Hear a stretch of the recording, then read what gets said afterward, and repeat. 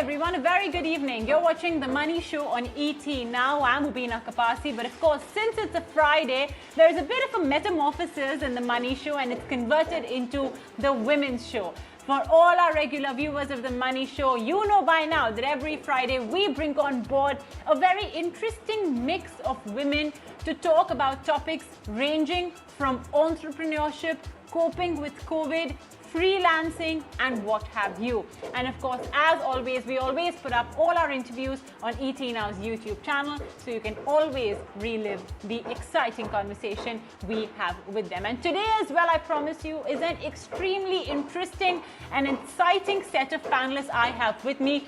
I will reveal all of them to you in just moments from now on The Money Show. We've got lots lined up actually. Apart from that, we're also going to be talking, of course, about the RBI policy. What did RBI Governor Shakti Kanta Das announce? And more importantly, there have been 2 incidents of outages, of transactions not going through, and that too with 2 of the country's largest banks, SBI via its YONO app, and even HDFC Bank. There was an outage at their power center a couple of days ago, at their data center rather, and that's the reason why transactions did not go through. The RBI definitely is taking note of that, and they have said that these banks will have to strengthen their IT infrastructure. So we'll be taking in a check on what exactly does that mean for you, and just getting in an in general sense of what the RBI has said.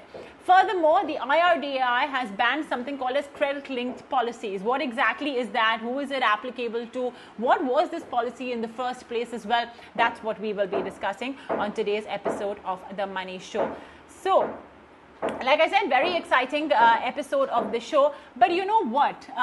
This time around, to introduce the topic, I am going to be doing so not with words, but with some very exciting visuals. Take a look.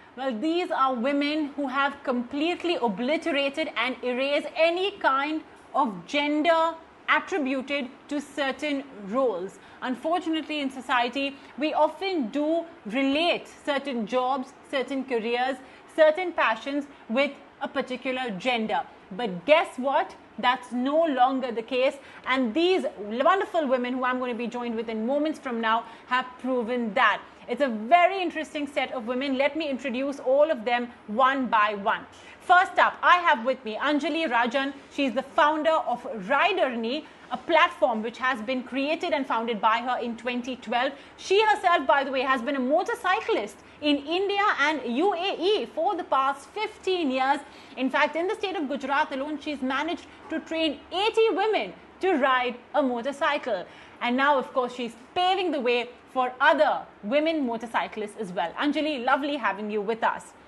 Thank you so much for inviting me. She's going to be b-boying or b-girling, as she calls it, and as the industry lingo, of course, is into the dance floor. Ambarin Kadri, she's a professional dancer, a model, and a host. In fact, she is considered to be the first lady in the Indian hip-hop and street dancing community, representing them for the last 14 years, and she's got her own crew called the Rock Fresh Crew in 2009. Ambarin, it's such a pleasure having you with us. Thank you so much for joining in. Thank you for having me. Here's another one who is certainly going to get all of you very jealous with all the trips and the lovely excursions she takes all over India and very soon, I'm sure, around the world as well. Aishwarya Sridhar, an award-winning wildlife filmmaker, photographer, presenter. Her debut documentary, in fact, was telecast on DD National. She's also, in fact, a podcast producer. She hosts several shows. She's been featured in various international and national magazines. She's the youngest member of the State Wetland Brief Documentation Committee. And if all of these credentials were not enough, she also, in fact, recently became the first Indian woman to win at the 56th Wildlife Photographer of the Year award in London. Whew, that took me a while to read. Aishwarya, many thanks for joining in. And yes, congratulations on your recent win. And finally, Mudra Roy, a 24-year-old gamer, cosplayer, streamer from Kolkata who's been passionate about video games since childhood. We usually attribute video games to boys, but guess what? She is here and she's going to slay all those individuals who stereotype gaming as a boy's thing to do. So Mudra, welcome to you as well on the show. And well, ladies, let me tell you that after reading all of your credentials and all of your achievements, I feel pretty talentless. In fact, I feel the most talentless person on this panel. But let's start the conversation without any further ado. Anjaly, I'll start off with you first. Yeah. Anjaly, I'll start off with you first. The Riderni. You know, I always wonder about how people can really even balance the weight of a motorcycle. I struggle a lot with even a bicycle. So is that something that made you start the Riderni? People like me who always kept telling you that, you know, oh, I don't think I can ride a bike. So for me, myself, I'm 5 feet tall. So, and I ride 1000cc to 1900cc motorcycles. So when people look at me, they're like, how you can manage this huge bike, you know, 380 kilogram bike. So maybe I've set myself as an example to show to the women that if I can do it, others also can do it. That's not the simple reason why I started Riderni a decade back. You know, back in Ahmedabad, there were a lot of women, female riders, female women who wanted to ride motorcycle, but they didn't had the proper platform, or if they wanted to share their interest or convey their interest, just finding very difficult to men. You know, basically if they're showing their interest to brothers or sisters or family, they tell, I'm interested in riding motorcycle. Not every members in the family will be willing to you know, take them to a positive level to train them to become a rider. That's wherein I thought, let me train female how to ride motorcycle. If I can do it, anybody can ride.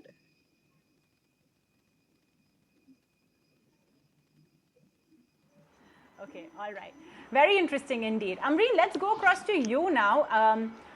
You know, share your story, because everybody loves dancing. That's a different story. Of course, everyone may not be as good as you. Right. But what made you sort of convert your passion to such an extent that you've actually become the country's foremost hip-hopper, you know, and freestyle hip-hopper? Pardon my jargons, you know, with respect to dancing. I'm a little outdated over there. But yeah, tell us your story. I mean, is this a story where you started off doing something else, but were later pulled towards your passion that was dancing?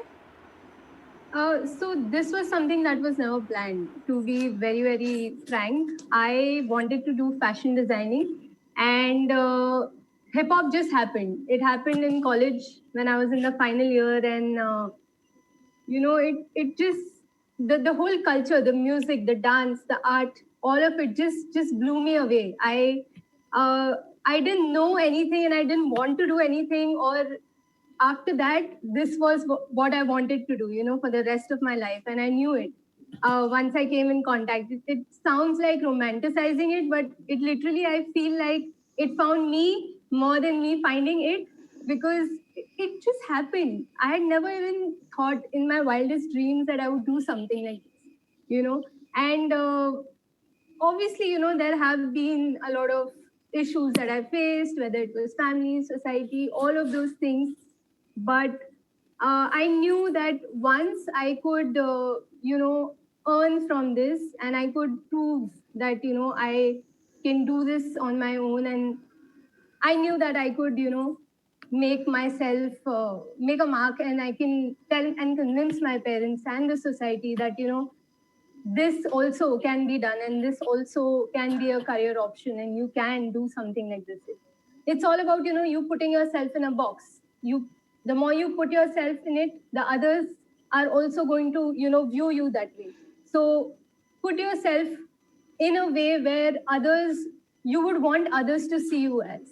So I think this is all about, breaking boundaries, breaking the shackles, and, undoing all of those things that, your parents or your family, your society, your religion, all of those people would have told you that you cannot.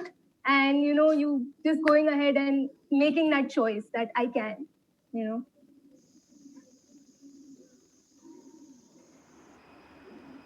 Well, Ambarin, you're definitely inspiring a lot of women as well who are watching, of course. And, I thank you as well for doing that, for really leading the path, leading by example, actually. All right. Well, moving on to Aishwarya Sridhar, an award-winning wildlife filmmaker and photographer. Aishwarya, your credentials are definitely very, very, very impressive. So share with us your journey. How easy was it? Well, I know it wasn't easy, actually, so scratch that. How difficult was it to, pursue wildlife filmmaking, wildlife photography, which is, again, something that requires a lot of grit. It requires a lot of, strength, and not to mention, I think, patience as well, because waiting hours on an end for, for spotting an animal, a wild animal is, I think, requires a tremendous amount of patience. Yes, absolutely. In fact, I feel wildlife photography and filmmaking requires patience a lot, because you have to spend hours out there on the field waiting to get that right moment and the shot that you had envisioned. So my journey started from a very early age. In fact, I am from Panvel, which is a very green part of Mumbai city. So unlike other kids who spend their time playing video games, I spend my time chasing butterflies and climbing trees and running across streams. So because of an unconventional childhood, I formed this bond with nature, something you can say like a mother-child bond. And I remember very distinctly that I used to spend my time after studies talking to plants, because there was some bizarre idea in my mind that if I spoke to plants, then possibly they'll give me brighter and more bigger flowers. I don't know why that thought came, but somewhere it came, and I don't do that anymore. But still, as a child, I used to do that. All these different adventures that I had with my father, who's also a member of the Bombay Natural History Society, built that passion for the wilderness in me. And it wasn't very difficult to see as I was growing up that the human impact on our planet was pretty rampant, and I was seeing wetlands disappear, forests being cleared. And that's when it came that I wanted to do something about this. And I felt like, what was the best way to do it? I was brainstorming one day when this idea hit upon me that why not I try using visuals as a medium to communicate and spread the message. So I took up wildlife photography. That became a passion. And then from there, filmmaking just happened organically. Coming to challenges, there were many in the point of finding funds and getting the right exposure and all of that. But thankfully, my family supported me, because I think my dad and mom knew somewhere that I wanted to do something different. So that way, my parents' support was always there. But I come from a South Indian family of Palakkad Brahmins, and South Indians are a tad conservative. So when it comes to the entire community, they don't see women as people, who can take up an outdoor job.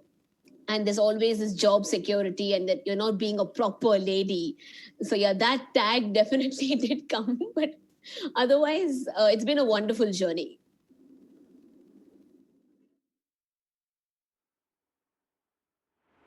Well, absolutely. And you know what, Aishwarya, my director just told me that he as well is a wildlife photographer, so I'm going to definitely take some tips from you on that one for him as well.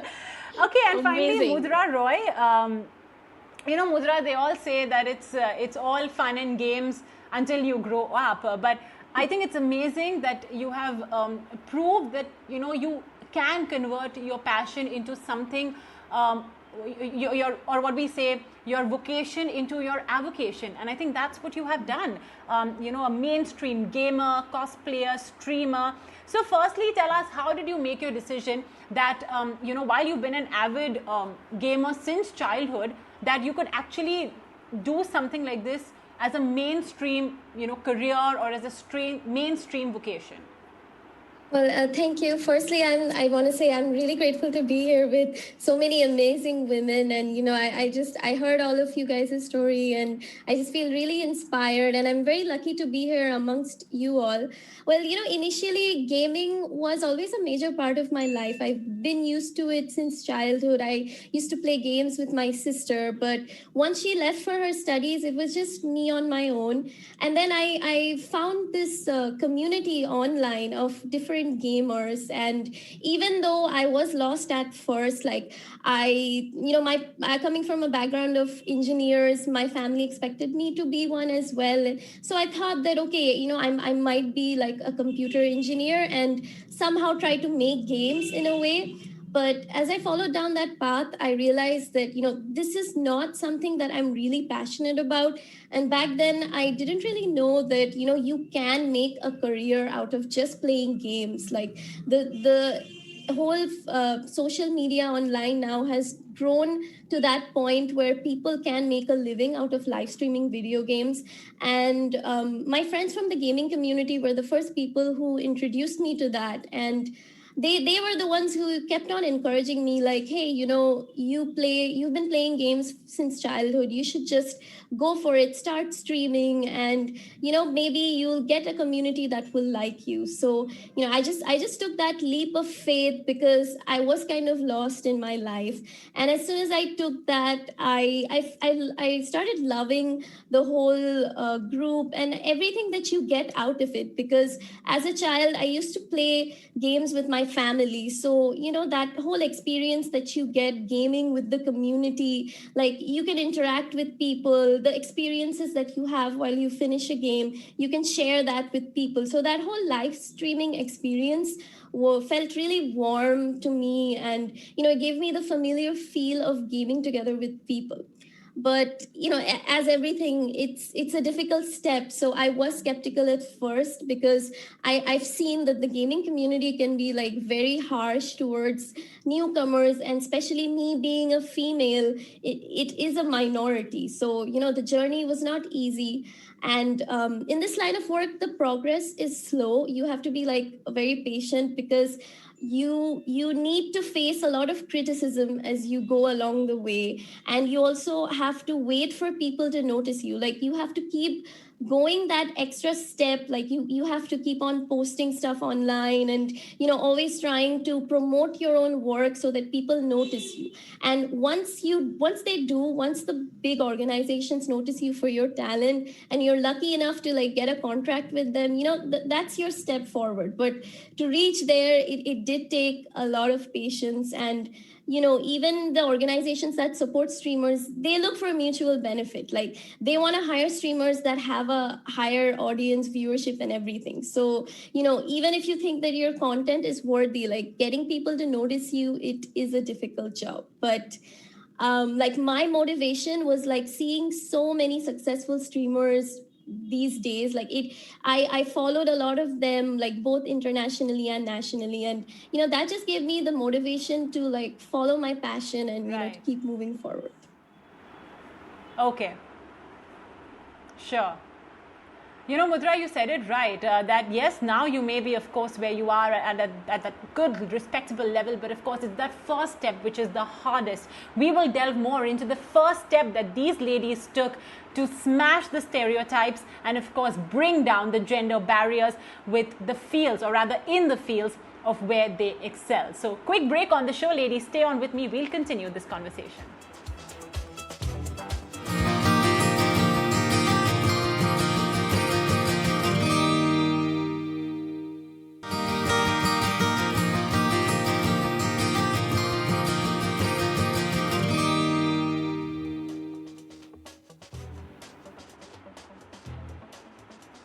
Welcome back. You're watching The Money Show, where I'm joined by a wonderful panel of very special, very interesting women as well, who are breaking barriers. So, Anjaly Rajan, founder of the Riderni, who of course has a platform founded for training women on how to ride motorcycles.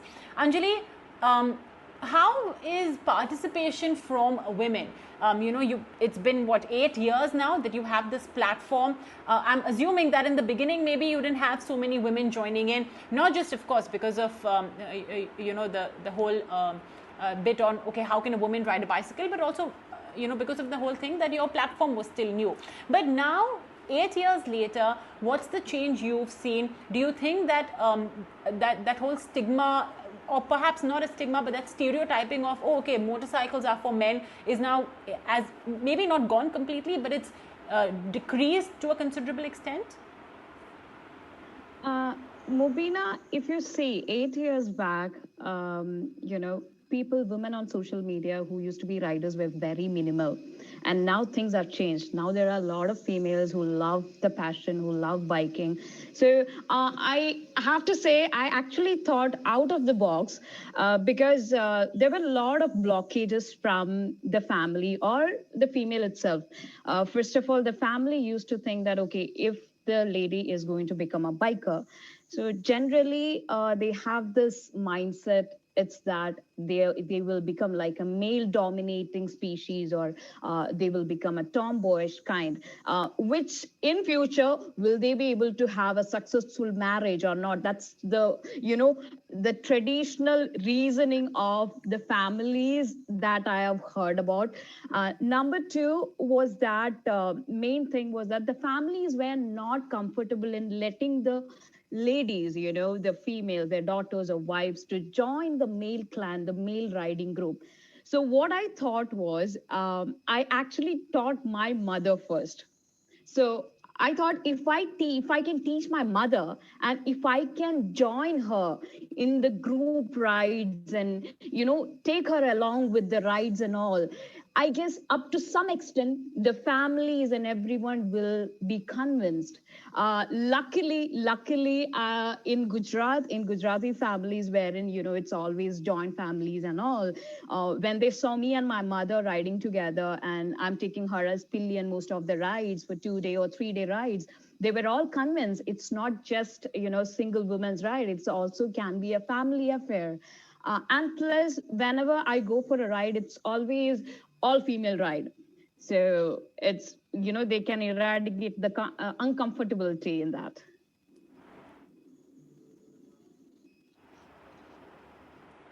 That's a great tip. So ladies, if there's anything funky that you want to do, try and get your mother involved in it, and perhaps the resistance will be a little lesser, especially if your mother as well starts to have fun in what you're doing. Right. Ambarin, many Indians do harbor ambitions of doing what you do, of dancing, or of making a career out of a hobby. But of course, very few people really end up doing that because at the end of the day, everyone says that, okay, I have to think practically. I have got bills to pay. I have a family to take care of, or a prospective family to take care of, etc., etc. Do you think a vocation like yours is easy to monetize? How difficult was it in the beginning? So initially, when I started off, it wasn't about me wanting to earn through it. It was all about the love and all of that.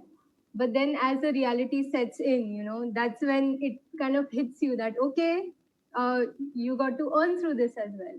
So of course, initially it wasn't that easy. Like, when it comes to opportunities, yes, we do have a lot of opportunities, especially if you're living in Mumbai. I'm really grateful of being from Mumbai. So all of these other opportunities from dancing, one thing led to another, in like a sequence. So initially I was just teaching with my crew. I remember very well, we used to print these pamphlets or posters, and I used to stand outside each college that was in my vicinity or around, and I used to hand over those, those leaflets to students. And that's how we got our very first batch of around 12 to 15 students. That's the kind of stuff that we did back then, because obviously people didn't know what it was. Breaking even now, or b-boying or b-girling for girls, even now it's quite foreign, these terms, even in the current times.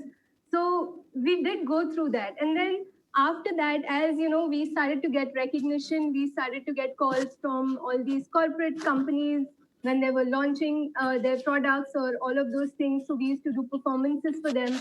Moving on to, we started doing shoots, we started doing music videos. And then from there in, I got recognized by someone out there, and they were like, oh, we think you can model as well. Why don't you come and drop in for an audition? And I was like, I've never done that. I'm a dancer. I don't know what, and how and what that I can do.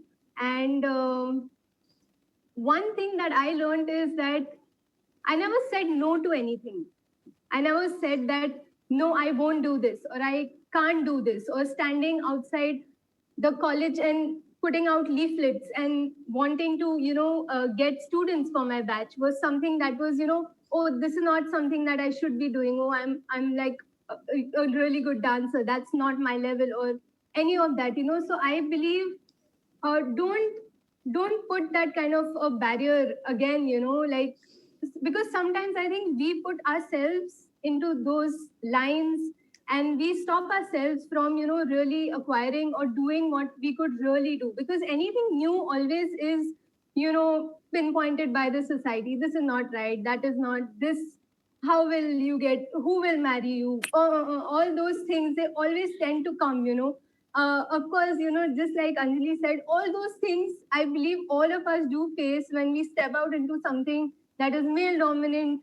Going for a show somewhere in Delhi, or abroad with my crew, which is all boys, me being the only female, it's always been difficult to convince.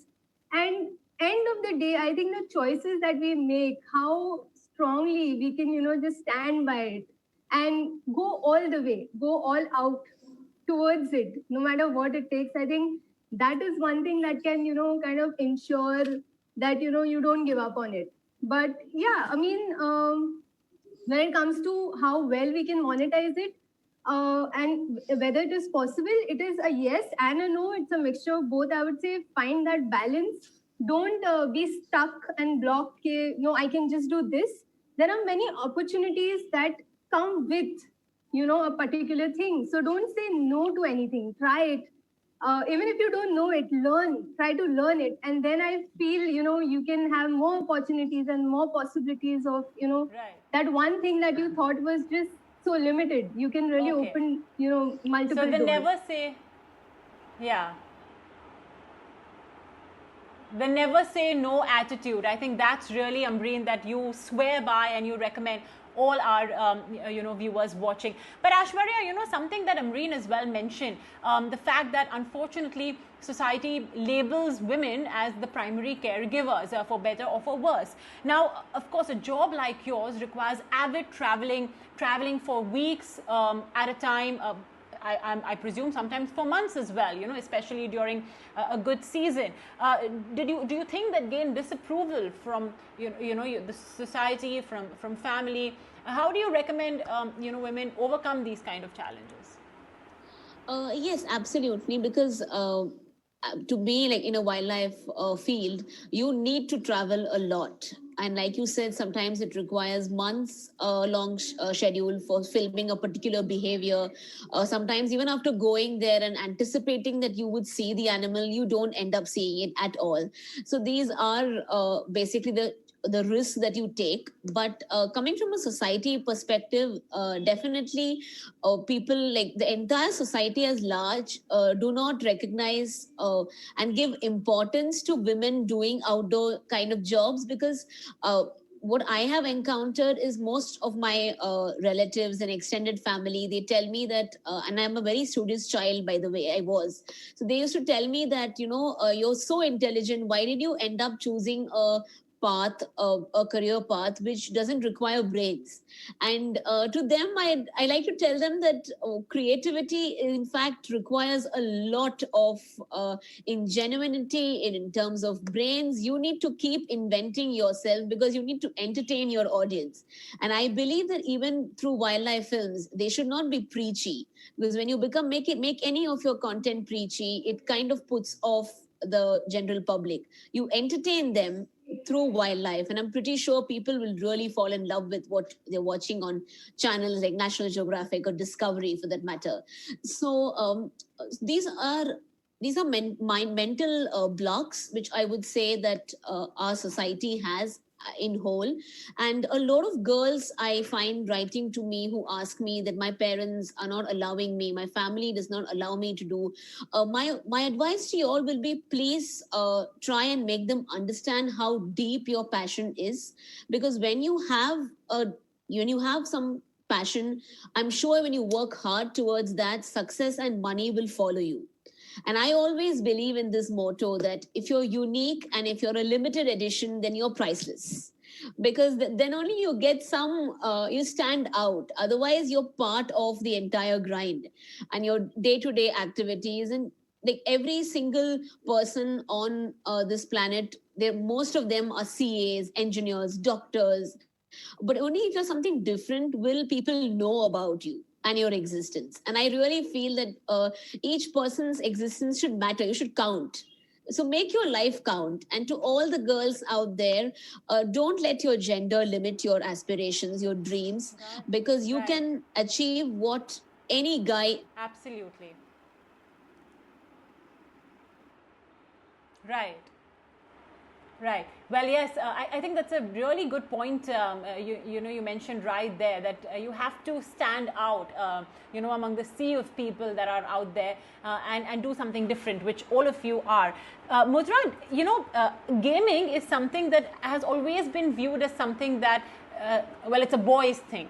Did you face any gender bias when you go out there, participate, whether in gaming, video streaming, or whatever it is? Do you face gender bias, especially since, you may be, you're definitely, in fact, a minority in a man's world, as they call it?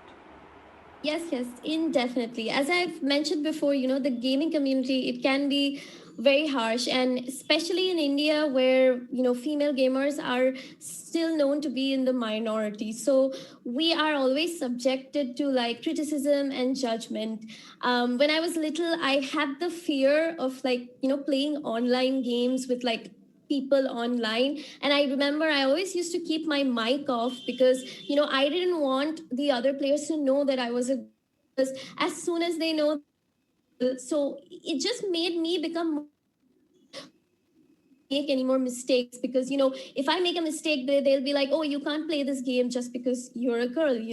And this problem, it always stayed with you. Like this frame of mind, it starts to affect you, and it affects your performance in a lot of ways, because nobody really wants to make mistakes in front of an audience. And while I'm live streaming as well, I often had this feeling that I am representing the female community, and if I really don't perform well, I would be feeding them the concept that, oh, girls just can be pretty, and there's just no skill out there and everything. So this thought, it haunted me, and it did affect my content for a lot of time. It used to demotivate me, because I remember I used to receive comments like, you can't really do this well, or you're so slow at this, and I know this girl, she's better than you. And if you notice, a lot of this male community, they try to put the females against one another. They'll try to put you against, so they'll be like, oh,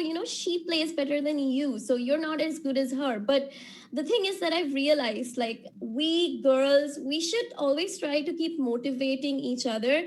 And my core motivations were some of the female streamers that are, out there making a living out of this career. So I really took motivation from them. And initially, if we stick together strong, there is nothing that can stop us. And also like this community that I have of like my gaming friends, they were all males only, but they really had my support. Like whenever I was streaming, like the hate that I used to receive, my own people used to like come forth and be like, what are you saying? Or they were always there to like Right. stand up for me, and that worked as a motivation as well.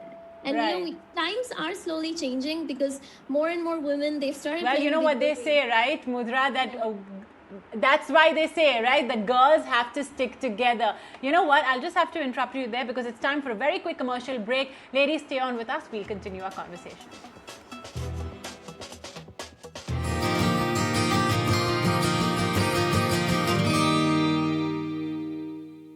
Okay, welcome back. You're watching The Money Show, rather the women's show on ET now. And I'm going to take some closing comments from our very special guests who've joined us today.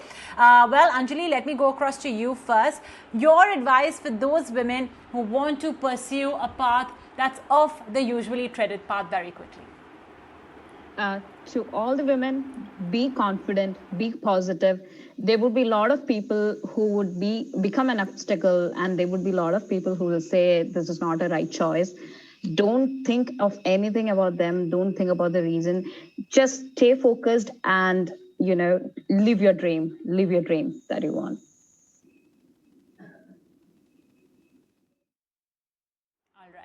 Ambarin, so many women, in fact, do pursue dancing. They do take dancing as a course, but eventually they leave it for a variety of reasons, even though they actually do want to do it. So what's the advice you would like to give them that would motivate them to, continue pursuing it? Right. So, ladies, I feel and I strongly believe that, in this world, there's nothing that is you get easy. There is no easy props. So, I feel if you find your purpose, hold on to it, invest time, be patient, and, nurture it. And, you're going to bloom. One day you will. But, it's going to be difficult. Time is everything. You need to give time. You cannot just do a course and, feel like, all right, now I'm an expert in it. No. 10 years, 15 years down the line, you will bear the fruits of it. So hold on to it, hang on to it, give back to your community, things that you couldn't do and you didn't have easy, give it to the next generation that is, looking forward to. So I would say, just believe in yourself and, just be aware that you need to push as hard as anybody out there, no matter what the gender is, no easy props. So hold on to your dream, hold on to your purpose, and go on really hard for it.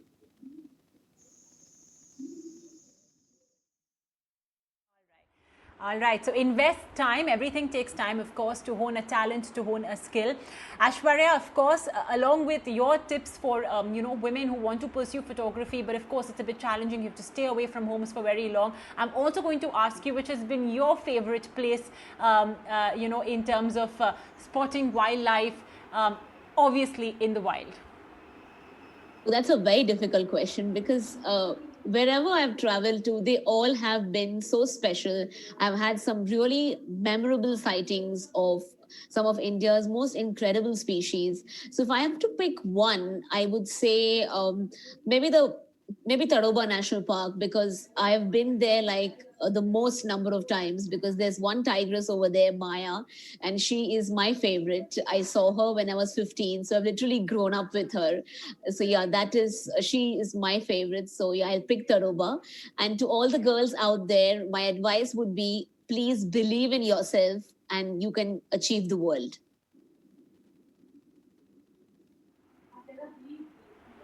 All right. Lovely. And Mudra, over to you then.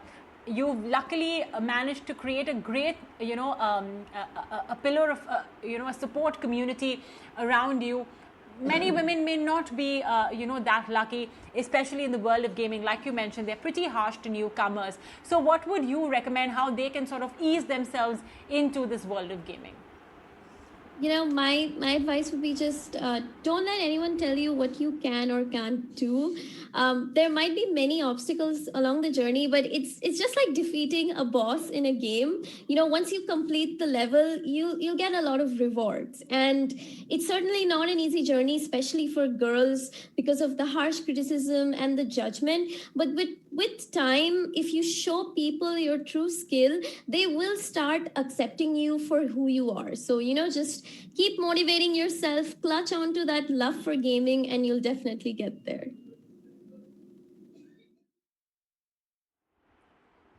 Ladies, thank you so much for joining us today on ET Now and sharing all of your wonderful stories. I'm sure it's motivated a lot of women as well. You can catch this entire episode on YouTube. For now, we'll take a very short break.